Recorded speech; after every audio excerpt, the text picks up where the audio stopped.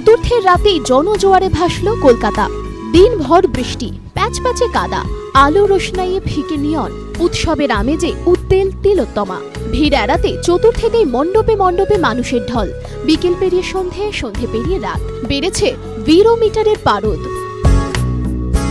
মোহাম্মদ আলী পার্কের এই ছবি দেখে বোঝার উপায় নেই চতুর্থে না সপ্তমীর রাত। সন্ধ্যের পর ক্রমশ বেড়েছে ভিড়। কুমোরটুলি পার্কে জনজোয়ার, 8 থেকে 80, ঠাকুর দেখতে অসংখ্য মানুষের ভিড়।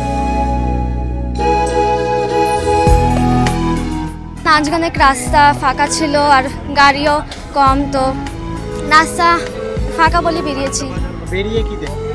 বেরিয়ে অনেক ঠাকুরই দেখেছি। এখন তো পঞ্চমী থেকেই সবাই বেরিয়ে পড়ে, এত ভিড় বেড়ে যায়, তার জন্য আজ থেকে পুজো শুরু হয়ে গেছে আমাদের কাছে। রাত 2:30তেও জমজমাট হাতিবাগান সর্বজনীনের মণ্ডপ, আলো রোশনাইয়ে ঝলমলে চারদিক। ঘুম মাখা চোখে তখনও ফিকে হয়নি ভিড়টা। রাত 3টেতেও চালতা বাগানে জনস্রোত। পুজো মানি দিদার আড্ডা, চুটিয়ে খাওয়া দাওয়া, রোল চাউমিন থেকে ফুচকা, আইসক্রিম, ডায়েটের এন্ট্রি নট। সারা বছর অফিসের চাপ, স্কুলের চাপ, কলেজের চাপ, বাড়ির চাপ, লড়াইয়ে টিকে থাকার চাপ। এত চাপের মধ্যেই বাঙালির জীবনে আসে পুজোর নিম্নচাপ। জলে ভাসুক না কলকাতা, নতুন জুতোয় লাগুক না কাদা, ব্যস্ত বাঙালির এই তো স্বপ্নের দিন।